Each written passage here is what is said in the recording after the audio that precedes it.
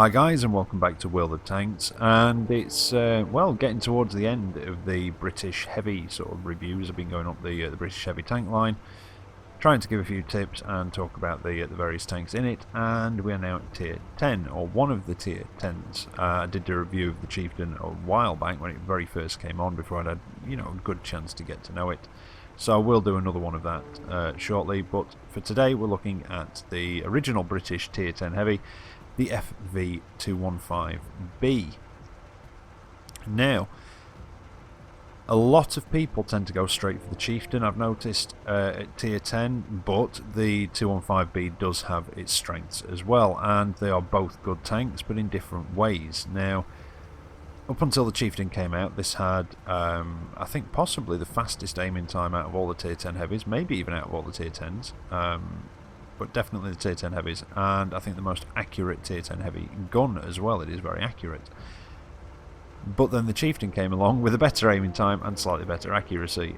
Same gun, but again it is slightly different. Now, one of the main differences, or I say one of the main differences, I think it's quite an important one, is between the 215B and the Chieftain, is that although they use the same gun, the Chieftain's standard ammunition is APCR as well as its premium ammunition, whereas on the FV215B, or well, I'm just going to call it 215B, its standard ammunition is armor piercing with premium APCR, and both carry HESH instead of HE, so they do have quite a decent pen on them. Not as much as the HESH on the 183, the Death Star, though.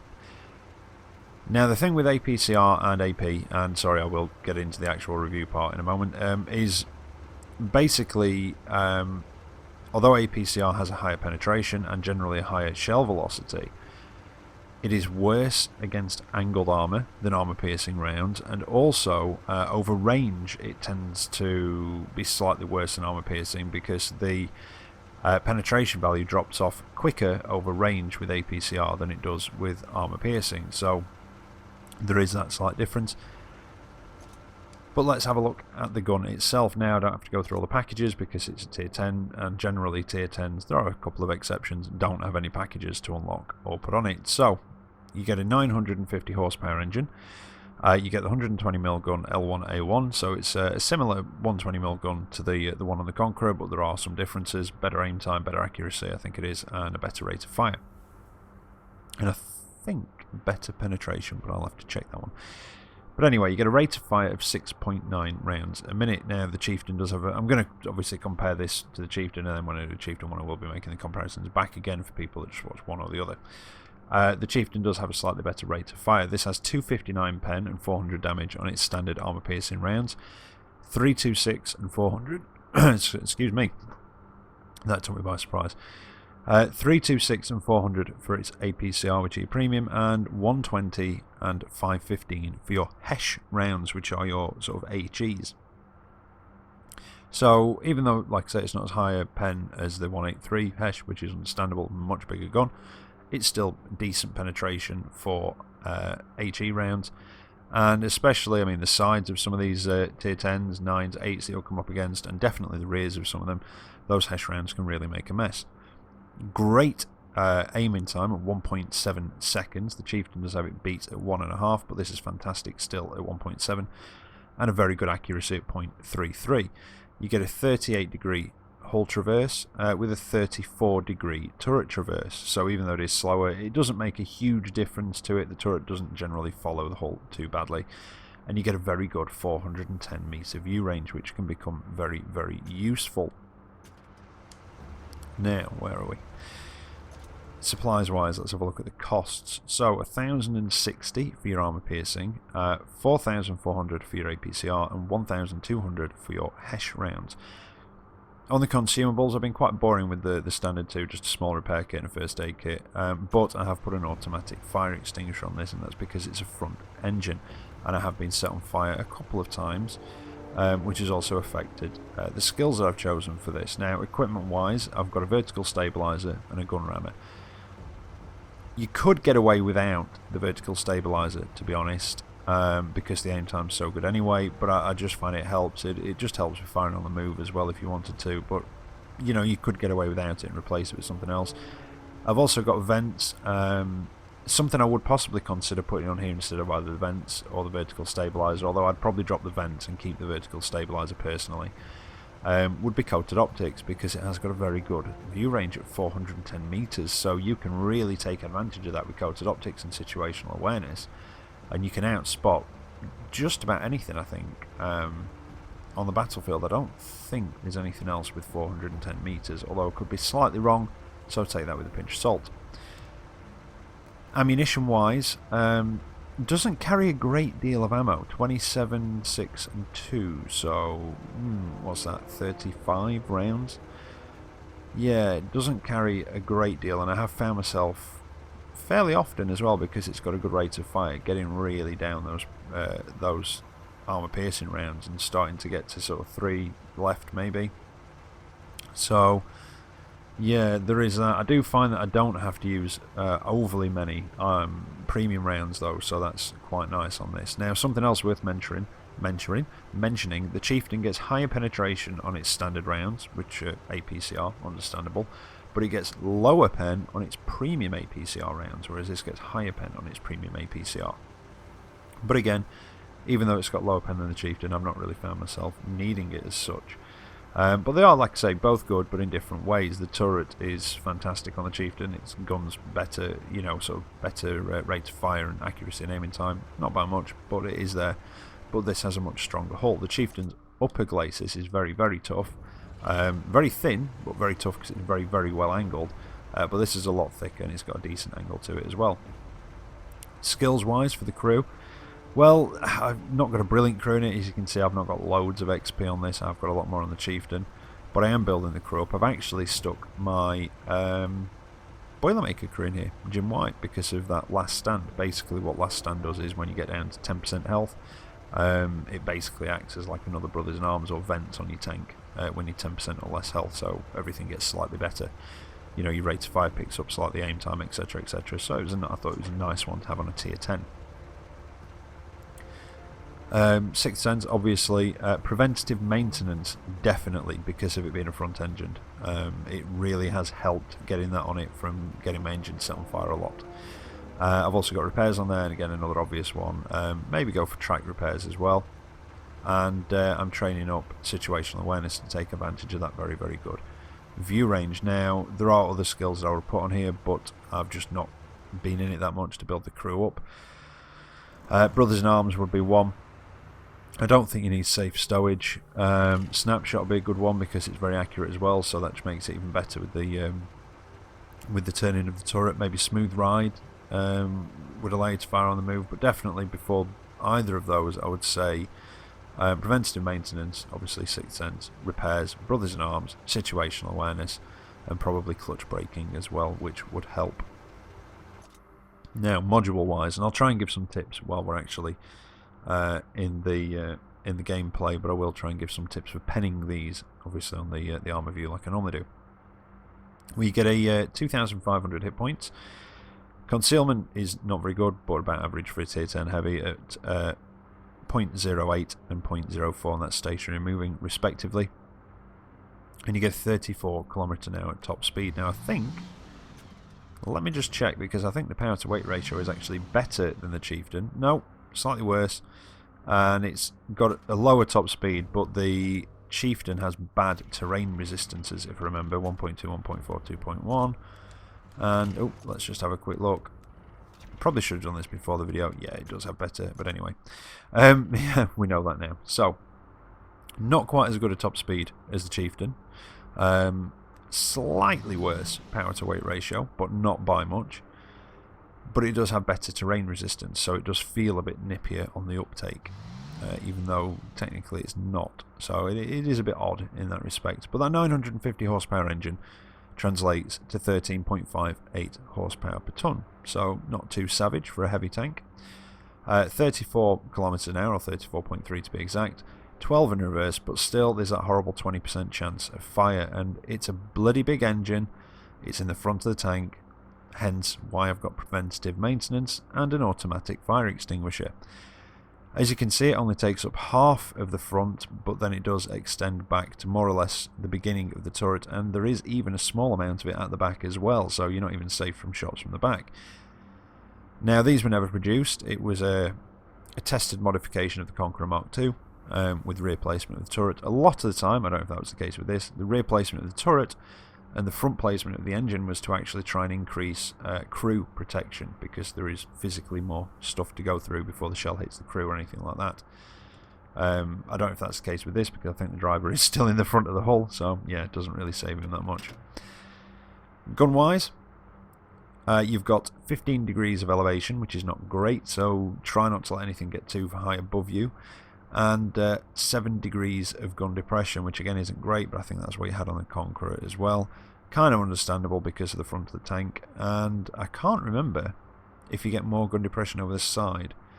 That's something I'll have to have a look at in the gameplay and mention it in the actual gameplay part. But also, don't forget that for every degree the gun barrel goes down, the breech has to go up. So you know it can't go too far up because it would hit the top of the turret. Tracks, quite a few gaps in the tracks actually. Don't forget these will act as spaced armour though. Terrain resistances are not too bad at 1, 1.2 and 2, so they are better, like I say, than the Chieftain, and not too savage at all, to be honest. It does feel quite nippy. I've not driven many other tier 10 heavy tanks, so I can't really comment on those, but you know, it doesn't feel too bad. Turret on top. Radio is in the back left hand side of the bustle. Ammunition blocks are at the back of the tank, so you can hit them through the rear of the tank, although you want to aim high, because if you aim low you've got a good chance of hitting the engine instead of the ammo rack. The other one is laid down. Basically, now let's have a look. Yep, so if you aim towards the bottom of the side skirt, roughly under the turret, you've got a chance of hitting an ammo rack there as well. Now, shell velocities are quite good. 1067 on your AP, 1334 on your APCR, and even 1067 on your HESH rounds, so they do travel quite quickly towards your target. And also you get a nice 2.4 meter splash on your HESH as well. So if they're bunched very close together, yeah, you could damage one and track another maybe, but I don't know. Anyway, save it for the backside of somebody. Now, crew-wise, there you go. You've got your driver down in the front right-hand side of the turret, or the turret hull, or left as you're looking at it, and then you've got 3 up in the turret itself. You've got the gunner and the loader, and then the commander sat under his rather large cupola, but it does have a very well-angled front, so it's not a very easy target to pen from the front because of that angle, even though it's not that thick. Very well angled, so yeah, it can bounce quite a few. But don't fear, there is another weak spot on the front of the turret, which we will get to now. Armour wise, you've got 152 on the front of your hull, you've got 102 on the sides and 76 on the rear. So again, not the most well armoured, but again the upper glacis does have a decent slope to it. And then the turret is 254 on the front, 152 on the sides and 102 on the rear. And it's quite a bouncy turret. It's very well angled, good sloping to it. The top can be overmatched if you've got a big enough gun as well. In fact, what is that top? 31 to 50. So, if it's 50, 150 or, well, yeah, 150mm gun or higher can overmatch it. And there are tanks up there that can do it. The Waffenträger, I think, can get a 152. The E100 possibly as well, or is it a 150? But anyway, you know, technically it could overmatch it. If it's 31, well, a 120mm gun would overmatch it if it's 31. So that is one option, is to try and overmatch that patch on top of the turret, but you would have to have a big enough gun, and without knowing the exact armour figure, it's difficult to say. But anyway, 1 to 20. Side skirts fall into that category, and I think that's about it. 21 to 30 are tracks, and don't forget they are spaced armour as well. 31 to 50 is the hull floor, and the lower hull sides behind the tracks and the side plates. Also, the top of the turret, again, like I mentioned before, on the top of the commander's cupola. And, yeah, the very top of the deck and engine deck. 71 to 90 is your lower glacis. Again, decent angle to it, but try and hide it as much as you can, like in just about every tank. And the back of the tank fall into that bracket. In fact, I didn't notice that very small lower glacis is the 31 to 50. 91 to 1 120. Well, this is your 102 for the sides, I think it is. So it's the upper sides of the hull, the angle parts there, and also the underneath of the bustle, and some small patches on the side of the turret and the rear of the turret, and also that sloped part on the front of the commander's hatch. See what I mean? It's very well angled, and maybe, well, anywhere between 91 to 120, you know, it can bounce from there. So if you're trying to hit that bit, try and get the sides of it or something. It's quite a difficult one to pen, that commander's hatch. Where are we? 121 to 160. Well, that's your upper glacis. That's your 152. Sides of your turret, apart from that small patch there, and all around the commander's hatch fall into that bracket. The top of the gun mantle and the bottom, and a little patch there on the front of the turret. It is quite patchy, not as bad as the Conqueror's one, but it's you know, it is a little bit patchy. Now, weak spot. Can you see it? Yeah, there's a viewport just there. Look, in front of the commander's hatch. There is a viewport, and it is quite flat behind that, and it is also flat to the side. That is a good place to try and pen the turret on one of these. And in fact, if you're side scraping, try and side scrape with this side of the tank, sorry, exposed to the enemy, and it sort of hides that that bit behind the viewport. If you're not side scraping and you hold down, you do have to keep moving backwards and forwards a little bit to try and throw the aim off, because I've been penned through there a few times actually, and in fact in one of the videos I think of Waffenträger, well, a Waffle Dragon basically pens me through that part. So that is a, you know, a good place to try and hit. Also, like I say, the commander's cupola, if you can do it. But if you're aiming for that, you know, there's a good chance you could hit the commander's cupola anyway. And then it goes straight up to 191 to 230. Which is coming forwards. It's the sides of the gun mantle and just the turret cheeks there at the very front. And then your 254 is basically right behind the gun mantle and a thin strip just across the front of the hull. Now, another place to pen these is there, just underneath the turret. So if these are side scraping, there we go. If these are side scraping either side, that bit is kind of flattened out. These are very good at side scraping, by the way, because of the rear placement of the turret. You can sort of put yourself up against the side of a building and just angle slightly, and that's it, you're done. But unfortunately, with that bit there, that angled part, that bit can get penned quite easily, because obviously when you're side scraping, it flattens out. It's a little bit more difficult to see. There we go. So it's just behind the exhaust. That flat part just underneath the turret there is a good place to try and pen if these are angled slightly. Again, I found that out to my detriment when I've tried to angle one of these. They were bouncing off the front and then they started penning me there. So again, you've just got to be careful of that. But you can be more aggressive in this, I find, than you can in the Chieftain, because you don't always have to be hull down. But anyway, I'll keep this as short as possible. In fact, it's already gone on for 17, 18 minutes, so let's get into the gameplay now. Right, so here we are for the first of the replays, and yeah, sorry this didn't go up last week, and I've not really done a video for the last couple of times, and basically this was going to go up Friday, and I wasn't particularly happy with it originally, so I decided to hold off and sort of go back and look at it again. And then I just had a really, really hectic weekend and didn't really have anything decent for a random destruction, so you know, if I'd have put one up it would have been very mediocre, and I didn't want to do that. So I thought basically I'll start afresh today.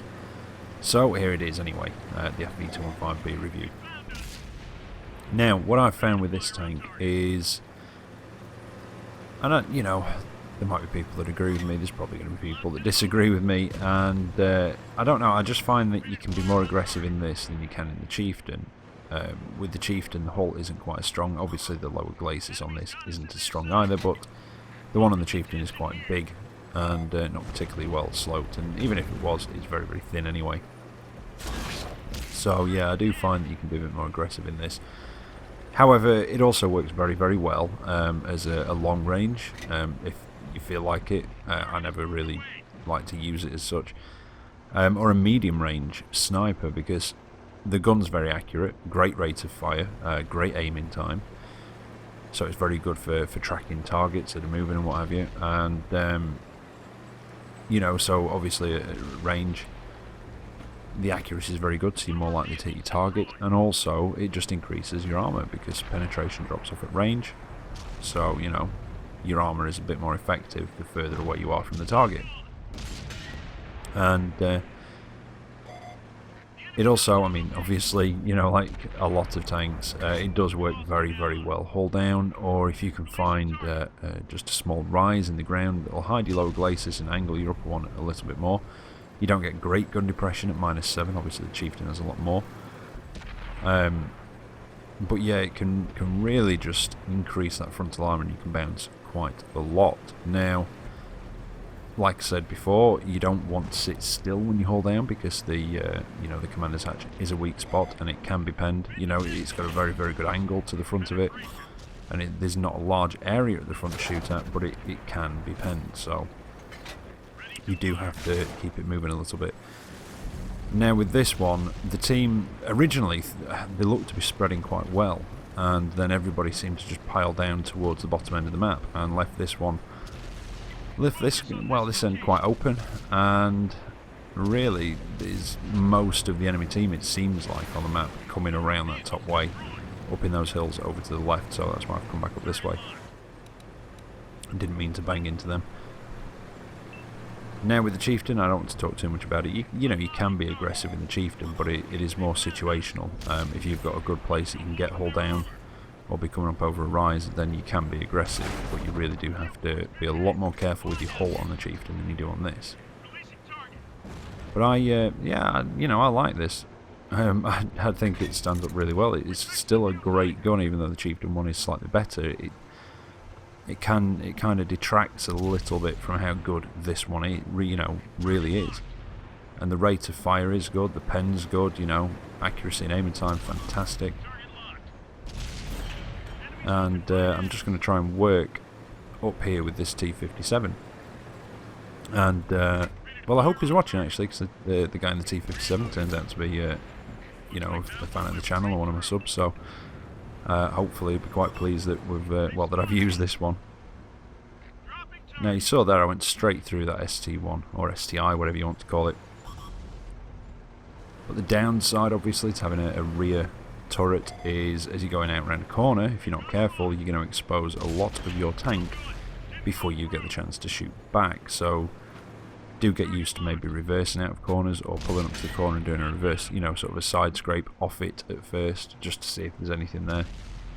But it is a very good side scraping tank, like generally anything with a rear mounted turret. There aren't many in the game, but the ones that are, they are very, very good at side scraping, because you don't really have to, you know, expose a lot of your tank to get your shots off, because your turret's at the back. But again, I did mention, those of you that may have skipped the garage review, it was rather long. I do apologise for that. I didn't really mean to make it quite as long as that.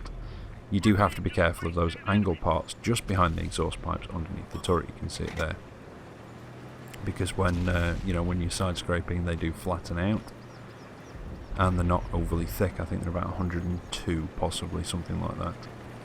So, you know, if you're in one, be careful of that. If you're against one of these at side scraping, that's a good place to go for.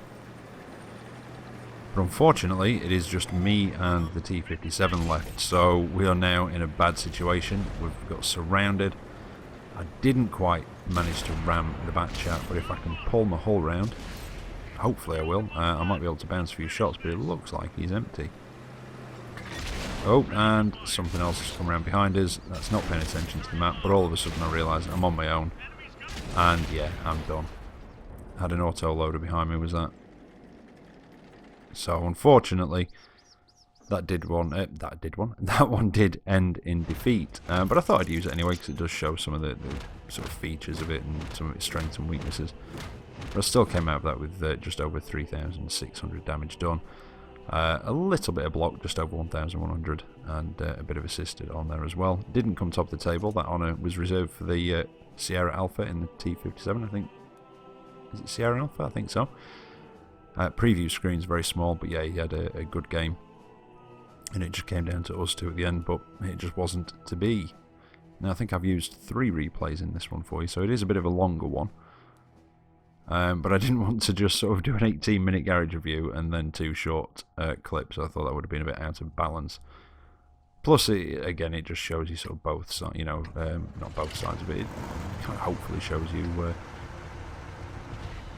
well, I can't even think of the word now, complete brain fart. Gives you a better idea of, you know, what this can be capable of. It can be capable of a hell of a lot more than I've been doing in it recently. But then again, I think I'd only got about 30,000 XP on it when I started going in it. I've not been in it a lot, because I basically, you know, I'm trying to grind out all my other tanks up to tier 10, and then I'll probably play in tier 10 a lot more. But while I've got other stuff still to grind out, it's like, you know, it's bringing yourself to go into the tier 10. And, you know, it is fun, it can be, but you don't sort of get anything from it, if you see what I mean.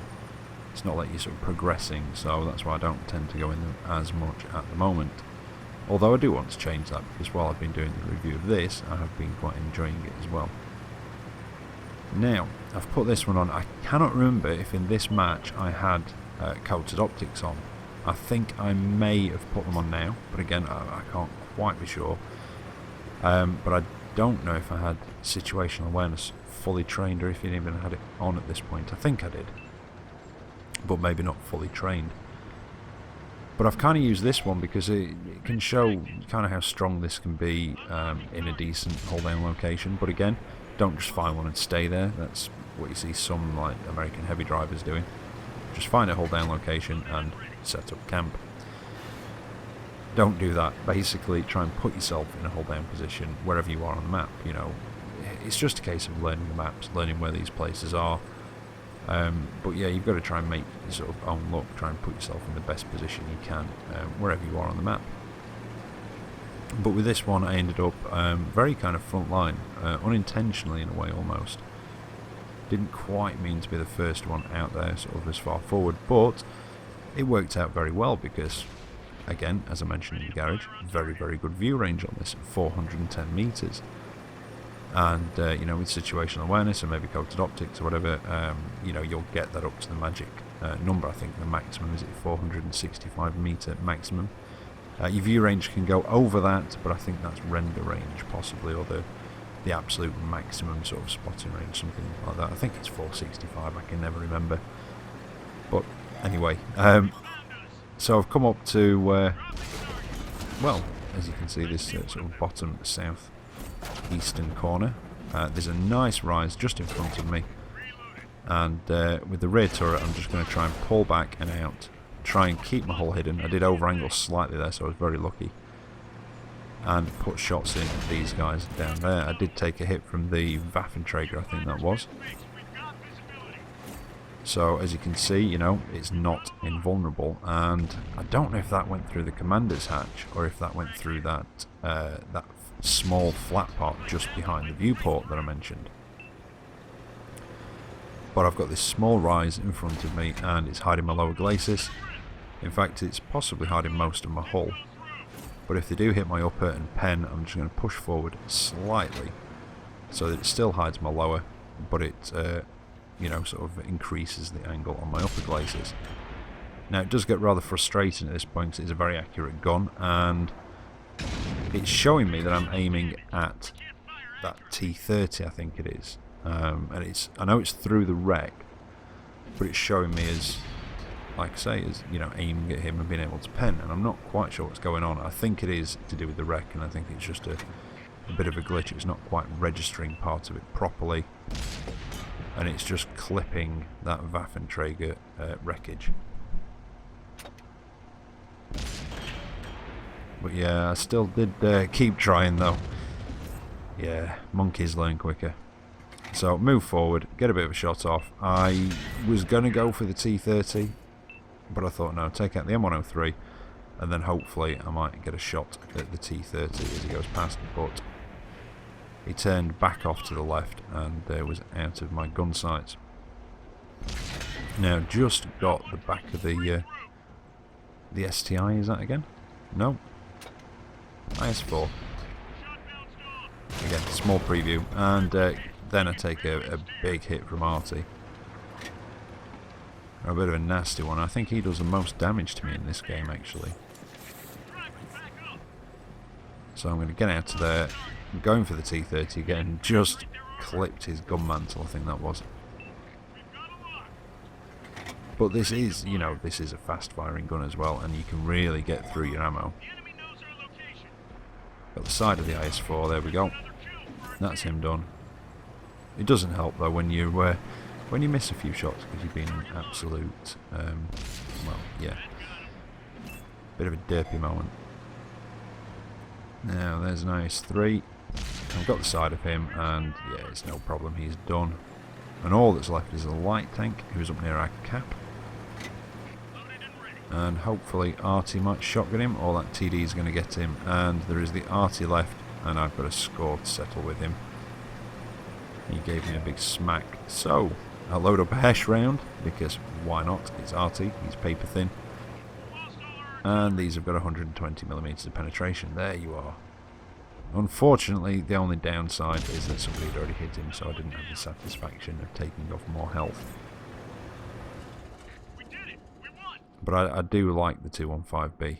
It's a good mix in a heavy tank of firepower, manoeuvrability and armour, I think. It's not got the best armour in the game, but it's definitely not got the worst. And with that view range, you can get up, well, 7,175 assisted damage. Only 3,000 of my own, but a nice healthy 5,140 blocked. And a patrol duty in a tier 10 heavy tank, which is always fun when you get one of those medals that you're really not intended to get in certain types of tank. But that view range really can come in handy, so if you can extend that out even more, you really can build up XP in it, train up crews quite well, and yeah, do quite well on your assisted damage. And that's basically why I use that one. Not so much for the damage I did myself, although again it kind of shows you a decent way of using it, keeping it all down, moving backwards and forwards slightly, but it was just what you can be capable of gaining by getting all that assisted damage. Because obviously you're then getting a portion of that XP and silver. Now this one, again, I don't think I quite survive. I'm going to tell you what I do, because I know exactly what I did, because I realised it at the time. I left it too long before falling back. I don't know. I kind of hoped that it could be brought round a little bit more. It started looking a bit hairy on this corner, and a couple of guys started to pull back, and I did think about it, but then it kind of looked as though we were pulling it back slightly, and then all of a sudden it went wrong. But again, you know, I thought it was entertaining, in a way, possibly, maybe, if I remember it rightly. But it's, again, it just shows in sort of side scraping and just putting yourself in that position wherever you are on the map. Just find somewhere that, you know, would play to the strength of your tank. So we're heading across again to the southeastern corner. There's a heavy in front of me, an M103. There's, I think, a heavy and a medium behind me, although I can't see the map very well. But there are two TDs further back near cap, and it looks like they're trying to cover this way, although I've got a feeling that sat back there, whatever comes onto this corner is not going to be in render range. And unless it comes around the corner, they're not going to be able to hit it. In fact, I'd be surprised if they could hit it back there with the dips and rises in the ground, although, you know, I could be wrong. But there's a... Well, it doesn't look particularly overwhelming at first, to be honest. It looks like we're fairly evenly matched, although they have got down here quite quickly, it seems. Managed to get a hit on the E50M, although unfortunately all it did was knock his tracks off. But now I've got his side, get one in there, and I don't have to wait very long before I can fire again. And that's what I like about this. This and the Chieftain is that rate of fire. Now what we've got over there, E75. Got a nice solid one through his side. I'm going to use this rock and try and side scrape off it and hide the front of my tank as much as possible, and just keep trying to angle against them, although I've got to keep an eye on those two guys just up on my left. There's one of them. Oh, that was nice. Straight into his engine and set him on fire. And I don't know, is he no, is he still burning? I don't know, he might have been a bit slow on the extinguisher there, he might not have even been carrying one. Now there's an E100 coming across, and I think... Did I just put one through his side? I wasn't quite paying attention there, I was looking at the damage ribbons. Like I said before, basically I'm going to use this rock as much as possible and make as much use out of it as I can, and just try and get over here and put a shot into this guy. Nope, not quite. I'm not going to go out too much further because, again, don't have great gun depression. Couldn't quite get to that T-54, but from this rock I can basically just angle my tank, hopefully against whatever comes from either side, because of how wide around some of them are coming, but I've still got to be very, very careful. Now it's starting to look possibly a bit hairy at this point. They are advancing up. There's that 4502B, and again I was toying with the idea of maybe going around there, but there's a Tiger 2 over there, still behind a rock. There's an E100, and here he comes, and fire just a second too late, and unfortunately just bounces harmlessly off his upper glacis, although I did manage to get a good hit on that Tiger 2. But there's that E100 over there, and I'm getting a bit nervous now. It's not looking too clever. The enemy tanks seem to be closing in, and yeah, I've basically left it a bit too late. Take a big hit from the E100. There's the 4502B. Can I get one into him? Yep, managed to score a hit. Not quite enough to take him down, and then the M103 takes me out. Yeah, I just left it slightly too long to pull back, and then got surrounded. But again, it just kind of shows you what kind of damage this can do in a short amount of time because of the rate of fire. And I actually came out of that with a Confederate. The rest of the team did fight well and managed to clean up the guys that were left. And just over 4,100 damage. Myself, again, didn't come very high up the table, although I think I was top for damage. But yeah, it just shows you, the sort of rate of fire of that. In a short time, you can do quite a bit of damage. And I've seen people do fantastic in these, way better than I can. But there you go, I hope you've enjoyed that at least. Maybe even learnt something from it, and I'll be back tomorrow with another video for you. So until then, take care out there, and I'll catch you next time. See you later.